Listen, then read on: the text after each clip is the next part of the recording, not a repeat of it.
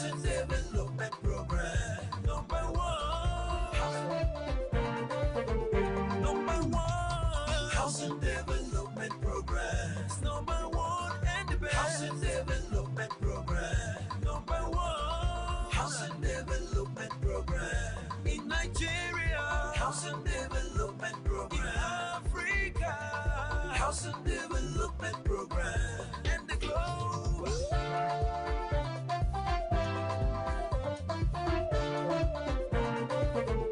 Number one. Housing Development Program.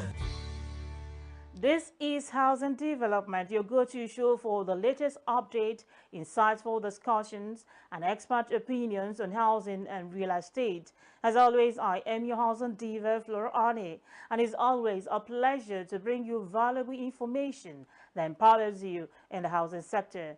On today's episode, I have a power-packed lineup, trending news in the housing sector, a special vox pop on women's property rights, a recap of the Enlightening International Women's Day webinar on real conversation, and why you shouldn't miss the Africa International Housing Show this year.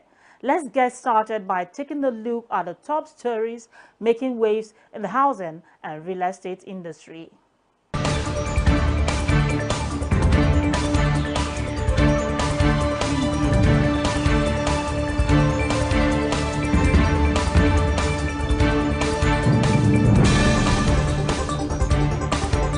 The Mortgage Banking Association of Nigeria, MBAN, has elected new executives, pledging to drive positive change in the mortgage sector with the president-elect, Managing Director of Imperial Homes Mortgage Bank and Chairman of the National Executive Council, NEC, Ayo Olowokere, during the biennial general meeting. Meanwhile, the immediate past president of the association and managing director of Citycode Mortgage Bank, Mr. Mark Yoroki, has been appointed as an ex officio member of the National Executive Council.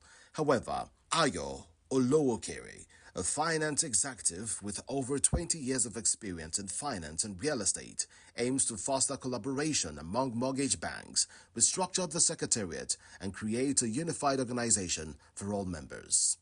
The Executive Director, Housing Development Advocacy Network, HDAN, Barrister Festus Adebayo, has called on the federal government to seek the collaboration of the Bank of Industry for the appropriate finance for the manufacturers of local building materials in order to reduce costs. He also added that the government should lead by example in propagating the use of local building materials in all of its projects nationwide. This is coming on the sideline of the recent Stakeholders Engagement Forum organized by the Federal Ministry of Housing and Urban Development in Lagos, which was centered on how to bring down the rising cost of building materials, and many suggestions were made by stakeholders in the built sector. Adebayo commended the Minister of Housing for his unwavering initiatives and innovations in bringing stakeholders together to discuss the most crucial factor affecting the availability of affordable housing in Nigeria. The Kebbi State government has entered into a strategic partnership with MSM Group of companies to establish a state-of-the-art cement plant, a move expected to generate 45 jobs and accelerate economic growth in the state. Speaking at the signing ceremony in Abuja, Governor Nasir Idris described the project as a major breakthrough for economic development and a lifeline for thousands of unemployed youths and women in the state. The chairman of MSM Group, Muazzam Mehrawani, highlighted the strategic importance of the investment, noting that the MSM Kebbi Cement plant will utilize cutting-edge technology to enhance production and efficiency. The Minister of Finance, Olawale Edun, praised the initiative, stating that it aligns with President Bola Ahmed Tinubu's economic vision of attracting private investment, fostering industrialization, and reducing poverty. Similarly, Minister of Budget and Economic Planning, Senator Atiku Bagudu, commended Kebbi State's efforts to attract large-scale investments, reaffirming the federal government's commitment to creating a business-friendly environment.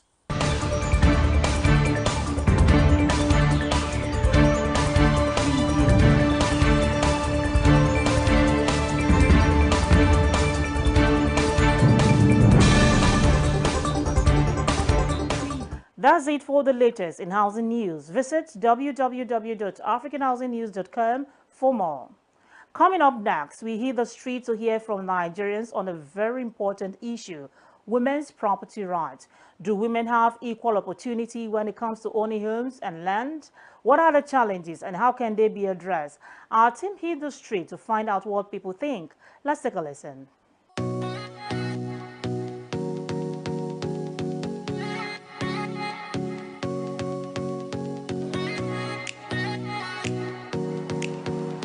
We need more policies in that regard that protect the interests of a widow or a man or woman.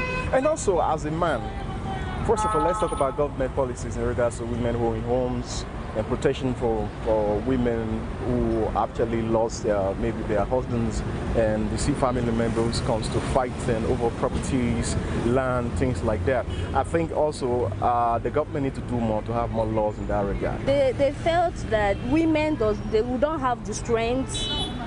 We are just good in kitchen. The government have not done much because Nigeria feel that is a tradition. As soon as the woman lost her husband, yes, the family, they have right to come and take one or two things. No, it is not done that way. Nigeria women are really suffering. They are really suffering in terms of in marriage. They are really suffering. So Nigeria government should do something for us. Second son, no, we do it. If you are the first, like I'm the firstborn in my family now, everything I'm supposed to be the first to pick. If they are sharing, I will be the first to pick. They don't do because you're not the first May. No, we don't do that. But in some areas in Nigeria, they do first May, pick first. Even if the first May is the last child, they will want you to be the first to take over. It is a fundamental abuse of human rights and the dignity of woman for her not to allow her inherit the property of her husband or her father. It is a gross abuse of human rights, and that should not be. As a matter of fact, the National Assembly should pass a law, should enact a bill that will make that right express. It's not a thing that should be debatable, because by virtue of the United Nations Human Rights 1948, women are entitled to that as well as men. So the right of a person is the right of a person.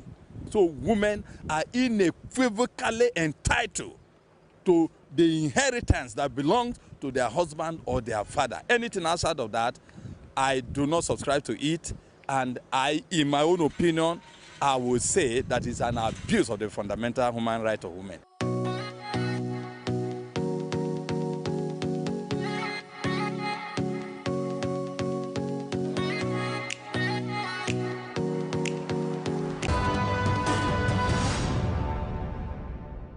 That was quite insightful. Women's property rights remains a crucial conversation, and we need to keep pushing for equity.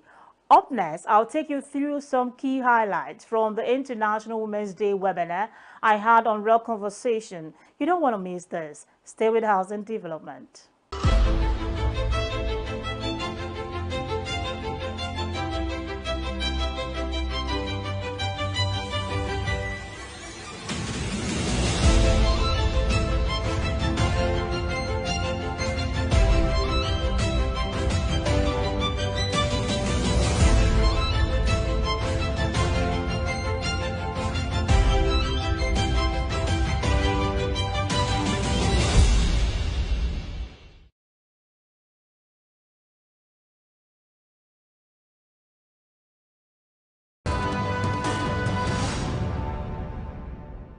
Welcome back. On International Women's Day, I had an incredible discussion on The Real Conversation, where experts and industry leaders shared valuable insight on women's empowerment in the housing sector and beyond. Here is a recap of some of the most powerful moments from that section.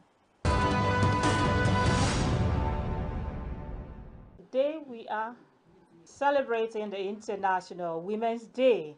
How do we accelerate action? How do we accelerate policies that support women participation in all fields? Architecture and urban planning have historically been male-led fields.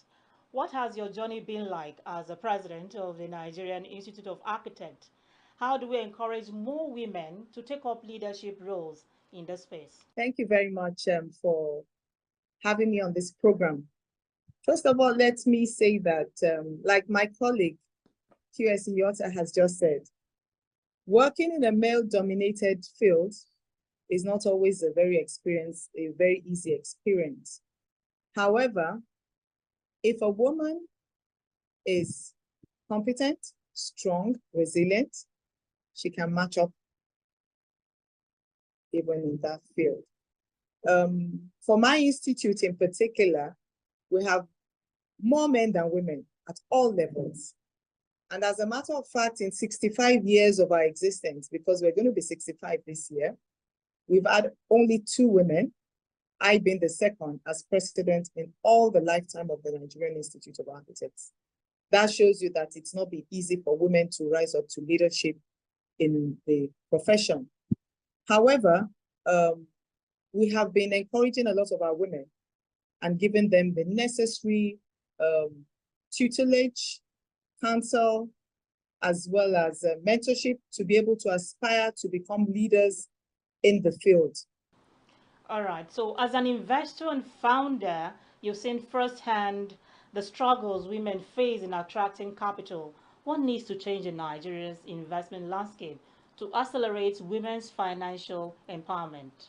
MasterCard recently did some research that found that in Nigeria, 90% of women want to be entrepreneurs. And the reasons are very, very interesting. The first one was they do that because they want to earn more. Because as I said earlier, in the workforce, women are earning a lot less than men. They also do that because they want to be independent. They want to be able to sort of not have to depend on the husbands for income. And then they also want to create kind of financial safety net. So when we look at all of this, then we realize that women actually do want to work, women do want to succeed, and women are very much interested in entrepreneurship. But then we find that there are many stumbling blocks for women to enter the entrepreneurship space. So whilst 90% of women want to be entrepreneurs, we find that a very small fraction of them successfully become entrepreneurs. And the reason being cultural, balancing work-life balance, and also being able to convince investors that they can actually successfully run the business and scale up the business and make the business successful and profitable. All right, Peace. From a legal perspective, what challenges do women face in securing property rights, and how can we address this through policy and advocacy? Thank you so much, Flora. Like the previous speaker said, in Nigeria, we have so many laws, and I'm happy that we are no longer where we used to be because a lot of things have happened. And one of the greatest challenges that we had in the past was the issue of cultural barriers. There's this landmark case in 2001 of Omoreji and Osula. Omoreji wanted to recover all the lands and take possession of all the property that their father left behind. And then it was contested based on customary right, that they don't have right, that they are all women and therefore cannot take possession of their father's property. So she felt that that was discriminatory and also against the constitutional rights. And then she went to court. The court agreed with her. And of course, judgment was given in her favor. And the court actually held in that's against her constitutional rights. So I'm going to use that as a foundation to list different laws that we have protecting women's rights in Nigeria. So we have our 1999 Constitution as amended. So our Constitution gives every citizen rights. And it did not say in the law that a man should or a woman, say every citizen. So whether you are a man, whether you are a woman, you have right to own immovable property. So that gives us that right to own immovable property. Therefore, and there's a provision in the 1999 Constitution not in line with the Constitution will be declared null and void. So if there's any customary right, if there's any other law that is not in line, in tandem with the provisions of the Constitution as amended, it means that it's null and void. So if there's any cultural right that is stopping any woman from owning any property is null and void. And so what we need to do is to put out advocacy out there to educate women on their property rights, for them to know what actually the law says concerning them. The Land Use Act is also another law that governs our land tenure in Nigeria, that every property is vested in the government, and it also recognizes the right of women to own property in Nigeria. The most interesting one is our Marriage Act of 1970, which also gives women the opportunity to also own property rights anywhere in Nigeria. And we have some customary laws that also recognizes this right of women to own property in Nigeria. Then more interesting is our Child Rights Act of 2003, which now includes girls. Because you know, sometimes parents are deceased, leaving their properties for their children, of course. And you see some of these families want to take over in the name, oh, the man gave birth to all girls and all that. So the Child Rights Act of 2003 gave them opportunity to also own and sustain their rights. And we have the Violence Against Persons Provision Act of 2015, also giving women's right to property and inheritance, and also in situations of domestic violence, because we have had cases of domestic violence, women being kicked out of home, and I want to say this, most men are the reason why some of their wives, you know, their wives go through some certain issues in their absence. Why? Because when they buy the property, they buy it in their own name. Normally, what is recognized and what is valid is that if it's Mr. Okeke and Mrs. Okeke, Mr. A Okeke and Mr. B Okeke, showing that this property belongs to two of them. So it must be stated Mr. A Okeke, Mr. B Okeke, not even the husband. So you put it that way so that when either party is not around, one person can continue. In one sentence, I'd like each of you, my lovely dailies, my amazing Amazons, I'd like each of you to share your call to action for women in your respective field. Let me start with Mrs. Mercy Yoter. Call for accelerated action. I think it is very apt because we are all aware that we are better than when we started at the Beijing conference, but that we've realized that we still need to take more action to to be able to reach the promised land, which looks so far 134 years looks so far like someone say we may not be there. So we should all just help each other. We have listened to speakers in all the various aspects, and we really should reach out to help one another to hold the button, to drag us, all the women, the ones in the rural areas, the ones that are impoverished, the ones that have no idea what. Let us try to reach out so that we can accelerate the action to empower women. Empowerment is very important. Everyone needs money, everyone needs to be empowered. So we need to help each other. Thank you. Madam Uzamaka Oshogwe. In my view, the most urgent need for accelerated action is in the area of economic empowerment for our women. You know, women and girls in many parts of the world continue to face significant barriers to accessing education, healthcare, economic opportunities. So by accelerating action to address these barriers, we can, help unlock the full potential of our women and our young ladies, to drive more inclusion and sustainable economic growth. Not just a singular growth, one that is sustainable. And we at Transcorp Hotel, Hilton Hotels, we're contributing to these aspects through business empowerment program for women. We've done so for young women, less privileged areas, empowering them with skills, business skills, financial skills, and also some funding and enablement for them to actually start up their own businesses. So this is an area that we should actually begin to look at growing and accelerate growth and accelerate action. So happy Independence Women's Day. Thank you so very much. Dr. Chiapodi. Yeah, call to action. Let me actually move beyond just the call and actually suggest an action. Why don't we leverage existing platforms that we have to actually, see how we can create a community of women, even the women that are have been part and parcel of this discussion. Create a community of practice of women in the built environment that will come together.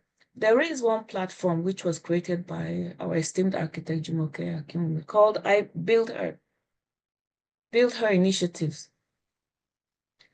It's I think it's something, we should leverage that platform, strengthen it, bring in more participants, get together, see what we can do, identify a work plan, a program of action, if it's advocacy,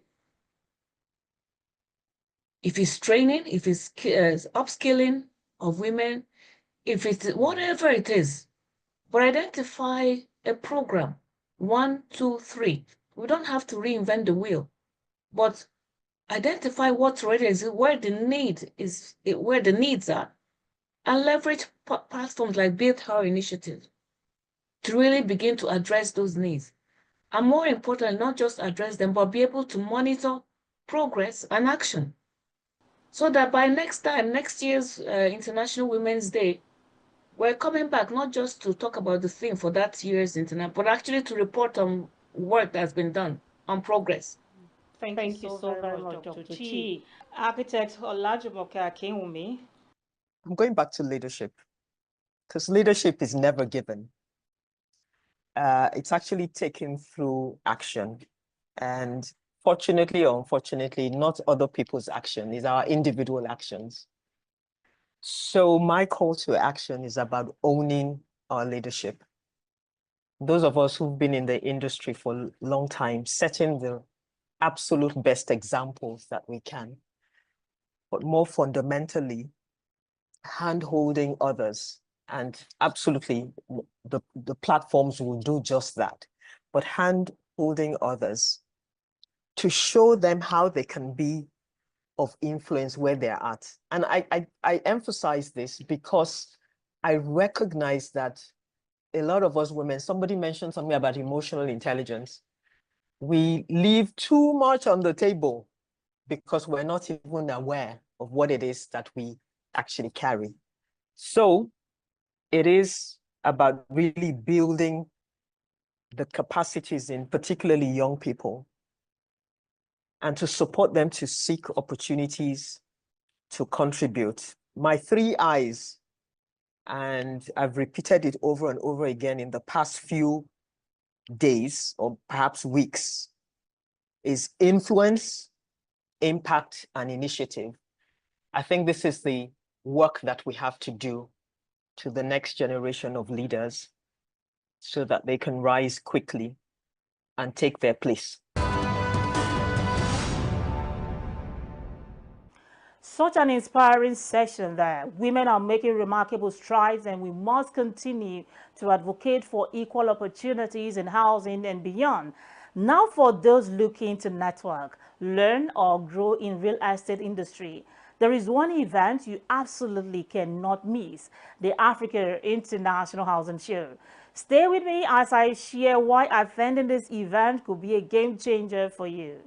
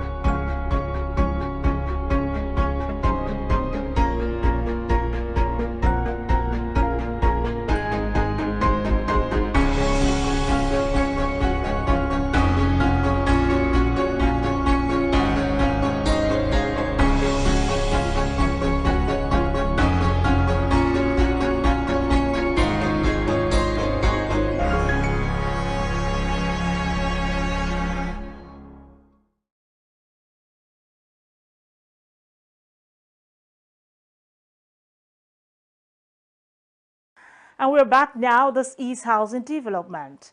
If you're passionate about real estate, housing finance, or investment, the Africa International Housing Show is the ultimate event to attend. But why? Here are some reasons. Networking. Meet top players in the industry, developers, investors, policymakers, and more. Exhibition.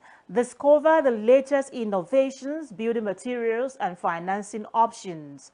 Panels, sessions, and workshops. Gain insight from industry leaders on housing policies and market trends. Business and investment opportunities. Whether you're a first-time home buyer or a seasoned investor, this is the place to be. The countdown is on and you don't want to miss out. Register now and secure your spot at Africa's biggest housing event.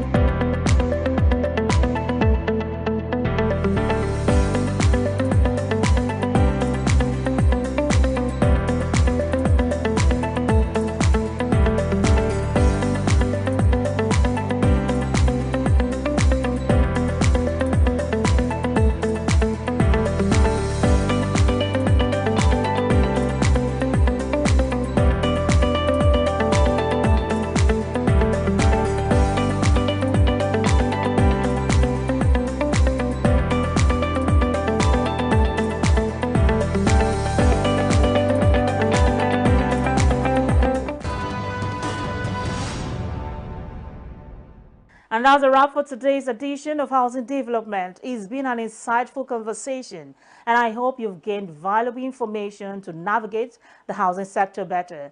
Join me next week for more updates and expert discussions. Until then, I'm your housing diva, reminding you that home ownership is possible for everyone. Stay informed, stay empowered. See you next time.